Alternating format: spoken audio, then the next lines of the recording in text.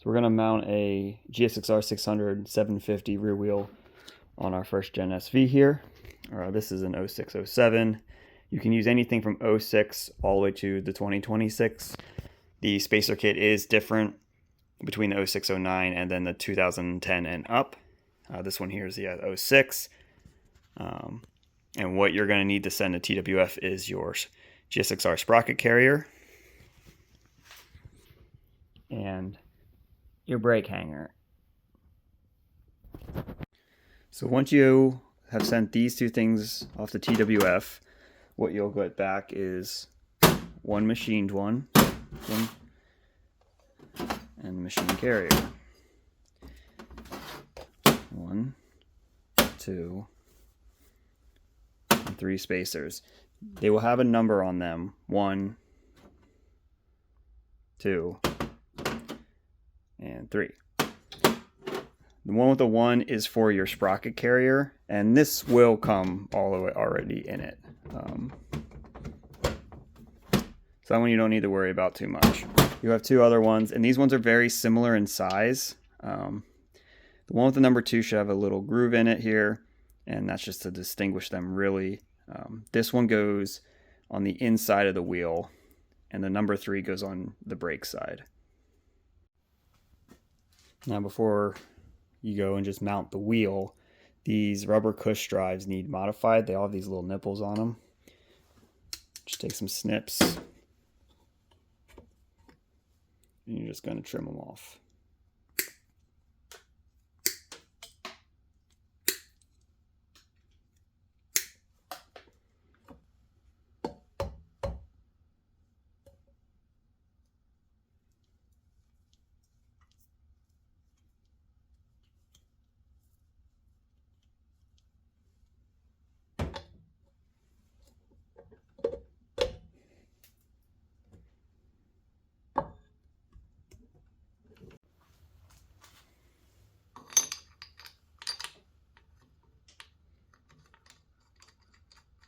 And once you're done tightening these up, it's always a wise choice to safety wire these 2 bolts. If you're on the track, a lot of organizations do require it. There's one last thing to consider on these first gen bikes when doing this swap, and that is the stock first gen rear rotor is 240 millimeters and the GSXR rotor is 220 millimeters. So what that means is if you use the 220 millimeter in this setup, there's going to be 10 millimeters of pad that is not connecting to the rotor. And if you're someone who uses the rear brake, then over time, as the pad wears, you're going to get a shoulder down at the bottom. And eventually that shoulder is going to be bigger and thick enough that when you hit the rear brake, those shoulders are going to connect. And the parts of the pads that are worn away will not actually make contact with the rotor, and you won't have a rear brake. So if you do use the 220 millimeter rear rotor, which is fine, it's lighter, you just have to sand away, take a file, grind away 10 millimeters from the bottom of the pad, and that will remove this issue. So why GSXR rear wheel? 1, it's quite a bit lighter than the stock rear wheel. 2, a lot more tire choices. Currently on here is a Dunlop 180. So the main benefit is that you can still run your 160s, or you can go run up to a 190.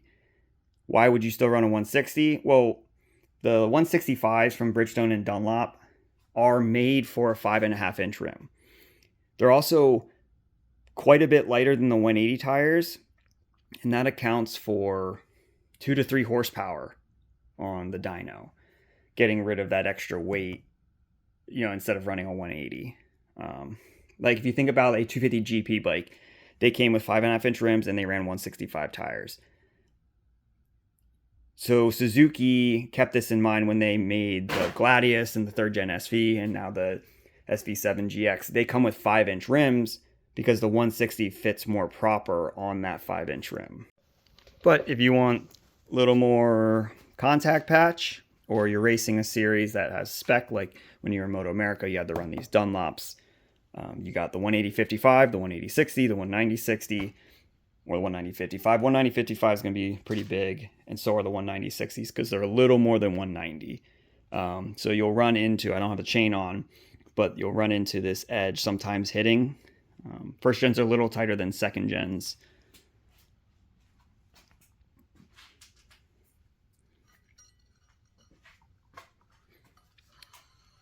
If you stick around for the rest of the video, I'll just show you how the kit is made. If you have any questions, comment below or email at sam@twfracing.com. All right, first thing I like to do is always do the carriers first, and these studs all need removed. We have a handy stud remover tool that grabs them. However, it does destroy the stud, so we do replace them once the carrier is machined and good to go.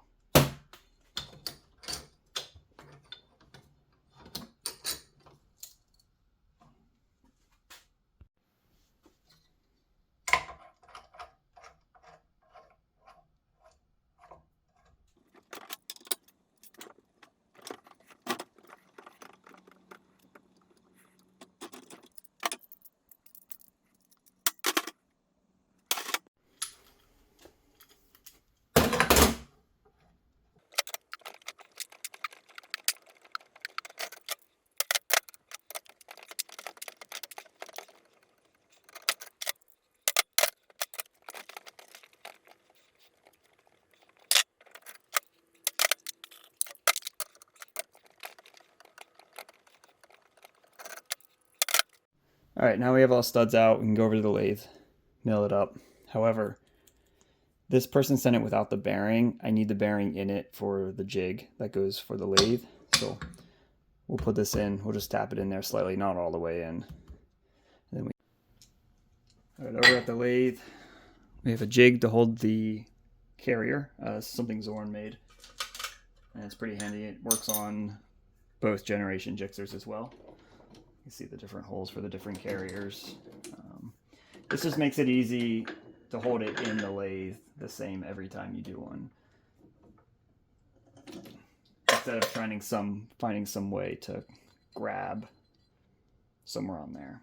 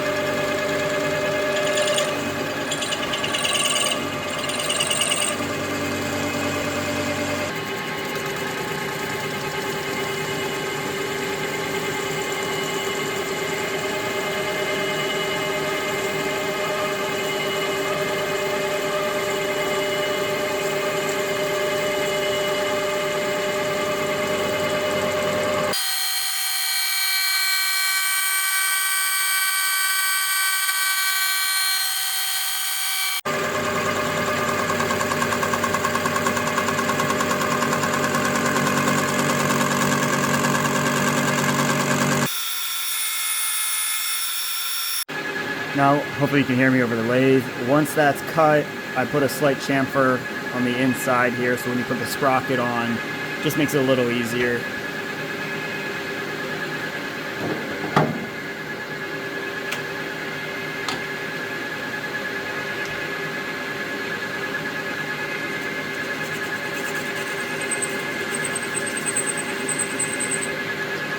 All right, now we got that cleaned up. We just need some new studs.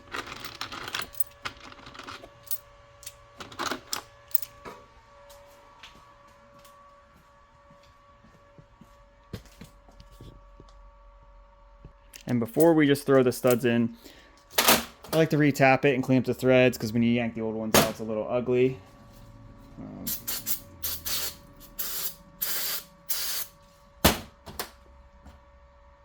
Throw a little grease on there.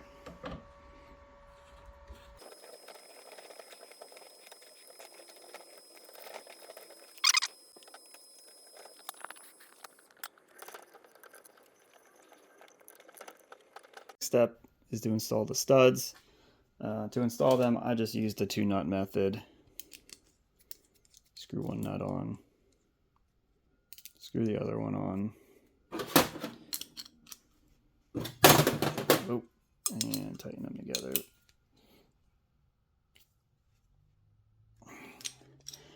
And we'll install them with Loctite, a lot of it. And because we retapped it, it threads in nice. If you don't retap it, these thread in, well, not great.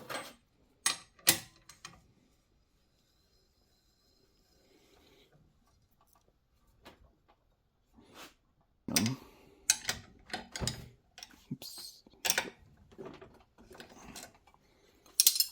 And I do that 5 more times. And that's it for the carriers. We have to make 3 spacers, as we saw earlier. I've already started making the one that goes in the carrier here. To do 2 other ones, the inner and that brake side, and then we have to machine the caliper bracket, 1st gen, 2nd gen. 1st gen just gets cut here, the 2nd gen gets cut here and in the slot, because the whole thing has to move in towards the swing arm.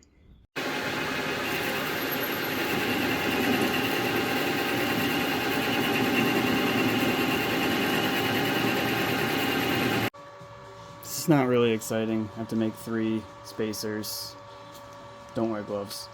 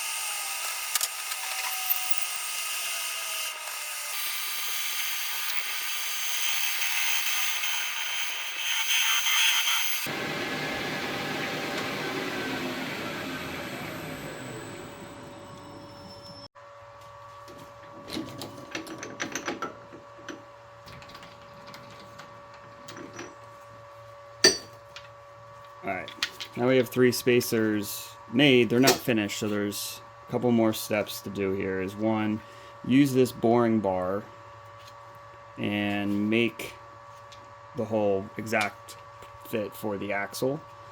And you can kind of see, if it wants to, this is where I cut it off of that aluminum stock. So I have to measure this, make sure it lines up with the drawing, so smooth that out, and then we'll put chamfers on the inside and the outside. We'll do that after I bore each of these for the axle.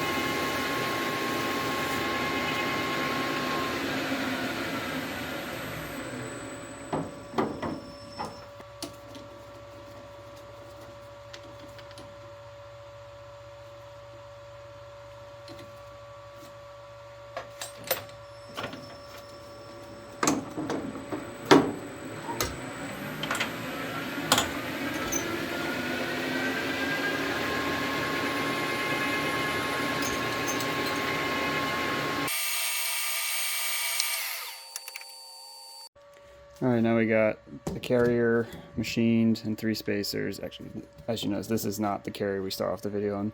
This one actually had some damage, cleaned it up, and then had to smooth out the inside for the seal.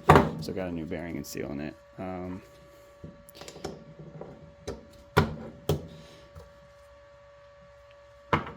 the outer ones get a little more rounded. So the next step is your brake hangers, first gen, second gen. The second gens get done solely on the mill because we have to cut out this groove and flatten that. The first gen can be done on the lathe or the mill. It's much faster to do it on the lathe.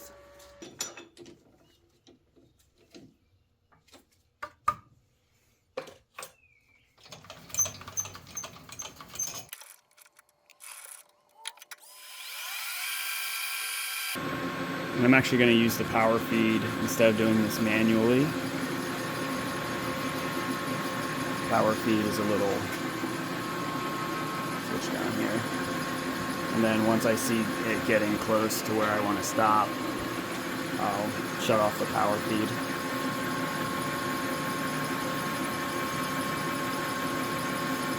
Now this first pass doesn't need to go very deep into the bracket because I'm just taking off a little bit off the face.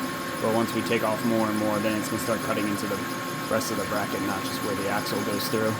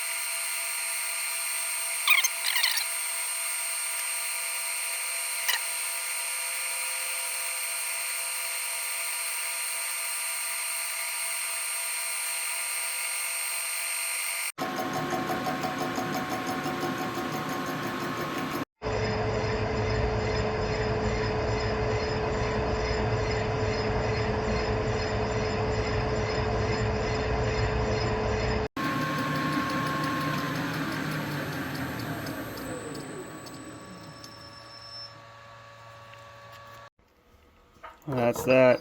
We have each of them cut, whichever one suits you. If you have any questions, you can send me an email, contact through twfracing.com.